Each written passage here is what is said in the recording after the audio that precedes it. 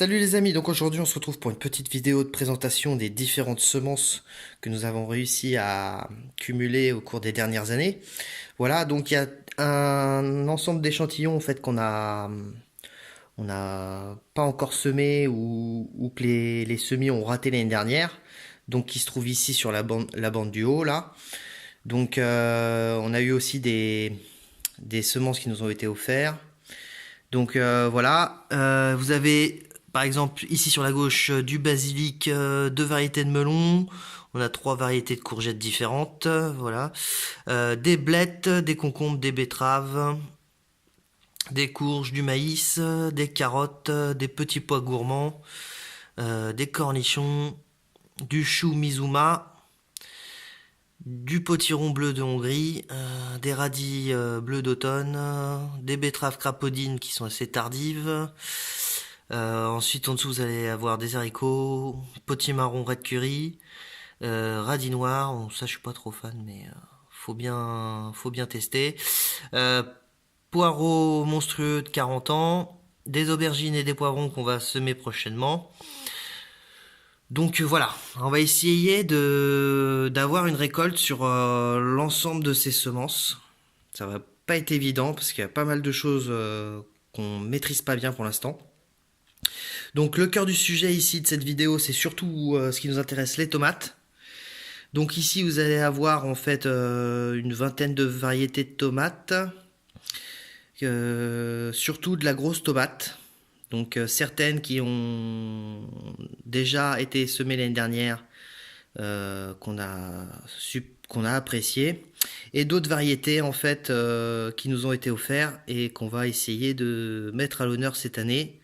Donc pour commencer, vous avez évidemment la tomate ananas, d'accord. Donc c'est une tomate jaune bigarrée qui va du jaune au rose, dont la chair est très douce. Voilà, et elle est un peu exempte d'acidité. Mais elle apporte de la couleur dans l'assiette, donc ça c'est intéressant. Vous avez aussi la rose de Berne, donc c'est une variété à gros fruits, une variété qui est tout simplement excellente. Euh, c'est pour dire en fait, ça fait plusieurs années que je cultive la rose de Berne et j'ai abandonné toutes mes semences pour cette semence qui est vraiment extraordinaire. Ensuite, vous allez avoir la Purple Calabash, des variétés côtelées qui sont assez tardives, on n'a pas réussi à récolter l'année dernière. Les semis n'avaient pas levé correctement. Donc voilà, on va retester. Ici, vous avez une autre tomate qui nous a été offerte. La tomate, la carotina. Donc ce qui est intéressant sur cette tomate, c'est qu'on peut avoir des fruits de 200 à 250 grammes. Donc des beaux fruits. Et apparemment, la chair est gustative. Donc on va tester ça. Donc ici, vous avez effectivement la calabash pourpre qui vient d'une autre boutique. L'anarus, donc une variété cœur de bœuf, qui semble-t-il est une très bonne variété. Voilà, une autre variété à découvrir, une variété qui semble-t-il est une tomate jaune un peu acidulée, qui a des notes de citron. Donc on va tester ça. Et après, des petits coups de cœur que j'ai eu là cette année. Donc c'est le dernier arrivage qu'on a eu. Tomate Berkeley tie-dye, donc une variété noire on va dire, striée. Ici vous allez avoir à peu près la même sorte de tomate mais en forme cœur de bœuf, la Royal Purple. Et deux tomates vertes. Donc la tomate absinthe et la Charlie Green, dont les fruits peuvent aller jusqu'à 1 kg. Voilà. Parce que c'est vrai que les variétés de Green Zebra, on n'a pas trouvé ça très gustatif finalement. En plus on a du mal à voir précisément l'état de maturité de cette tomate. Donc voilà, on va essayer de remplacer cette tomate verte par effectivement ces deux variétés du fond, la variété absinthe et la Charlie Green. Voilà. Ici, vous allez avoir les graines qu'on a récoltées l'année dernière. Donc, si tout se passe bien, on devrait avoir effectivement de l'Andine cornue, de la noire de Crimée, la potiron écarlate, qui est une bonne tomate. La chair est un peu dure, mais la tomate est très belle en soi, variété un peu tardive. Ici, une tomate cerise, la Brandberry. Et pour finir, la rose de Berne, qui est strictement effectivement la même que celle présentée ici.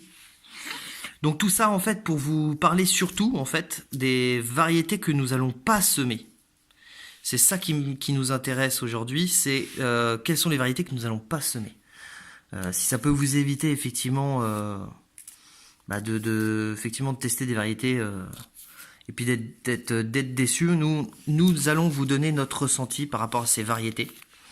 Donc je fais un petit peu de rangement, faire un peu de place et je vais vous montrer les variétés que nous n'allons pas ressemer cette année.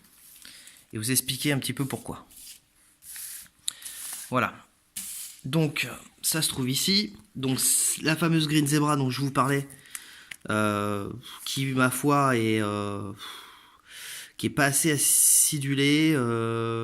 Quand elle est mûre, elle est trop douce. Mais bon, elle apporte de la couleur dans l'assiette. Donc c'est aussi pour ça que les gens aiment bien cultiver cette variété. Après, nous allons avoir la San Marsado. Donc ça fait 2-3 ans qu'on fait cette variété. C'est une variété creuse qui se conserve plutôt bien, qui résiste plutôt pas trop mal aux maladies. Vous allez me dire, elle a que des avantages. Mais c'est au niveau de la qualité gustative. On trouve que ça manque d'acidité, ça manque de sucre. C'est une variété qui peut réussir à mûrir quasiment à l'ombre. Voilà, donc qualité gustative pas terrible. Ensuite, vous avez la marmande. Donc pareil, ce qui nous déplaît, c'est que les fruits sont irréguliers. Et la saveur est pas extraordinaire. Donc peut-être c'est notre terrain qui est pas assez propice pour cette variété. Mais en tout état de cause, elle ne sera pas semée au cours de l'année 2019.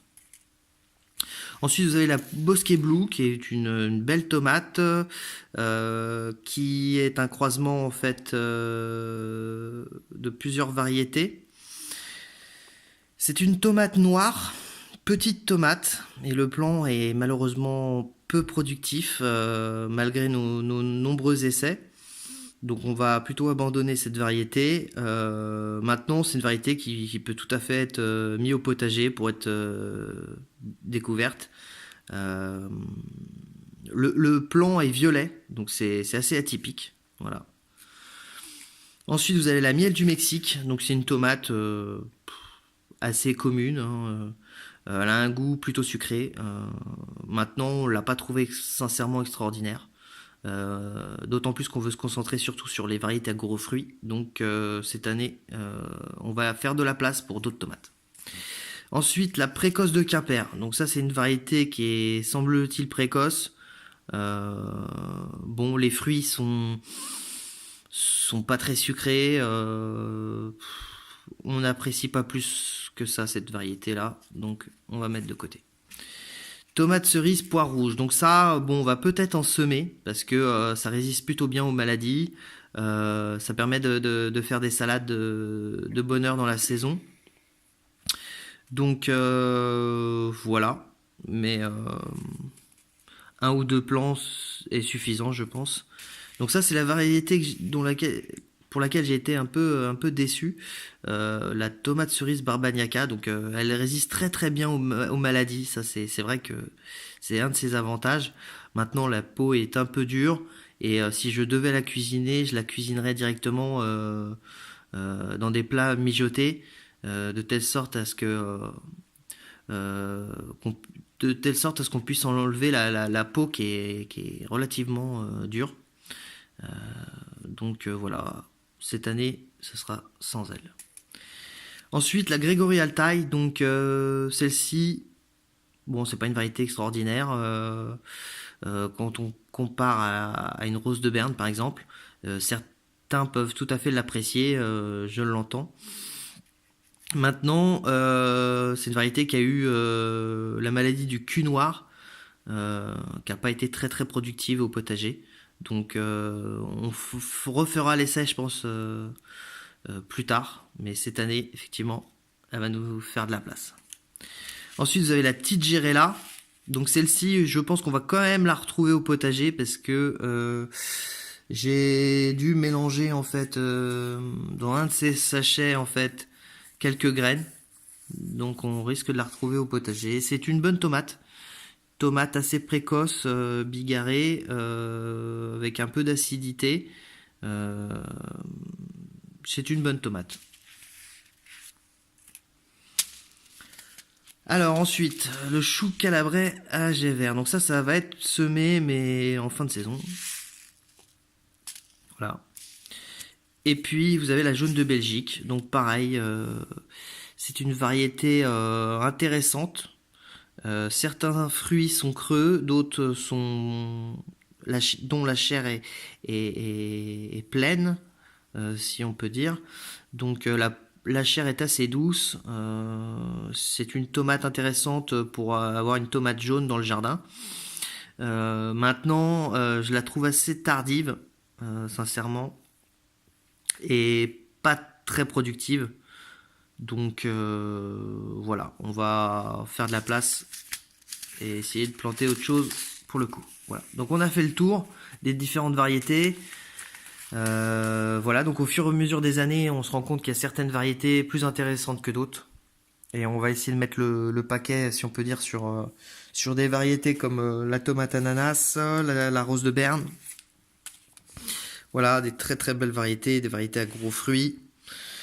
On va essayer de développer aussi effectivement les fameuses tomates vertes dont je parlais tout à l'heure, pour essayer d'avoir une tomate verte un peu plus intéressante que la Green Zebra.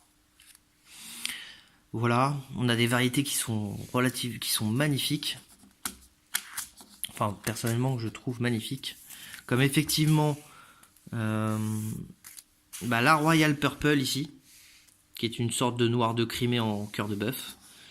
Et là, Berkeley Tie-Dye. Voilà. Puis vous avez d'autres variétés vraiment extraordinaires, comme la Calabash, la Narus. Voilà. Et puis d'autres variétés plutôt à découvrir, comme celle-ci. Ou encore celle-là. Et puis là, on a effectivement la Calabash pourpre en 2 exemplaires. Donc on va voir laquelle est la meilleure. Ça va être l'occasion de tester, voir celle qui s'accommode le mieux au potager. Donc sur ce, on va faire d'autres vidéos au cours de l'année pour vous présenter un petit peu l'évolution, comme tous les ans, en espérant que ça vous plaise, ça vous donne des idées.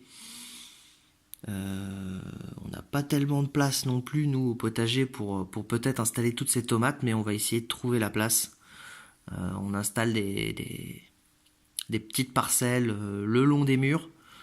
Donc ça permet de les abriter plus facilement et d'avoir en fait des meilleures récoltes. Donc voilà. On vous souhaite une excellente continuation, une superbe année 2019 avec plein de réussites et de la couleur dans vos assiettes. À bientôt, ciao ciao.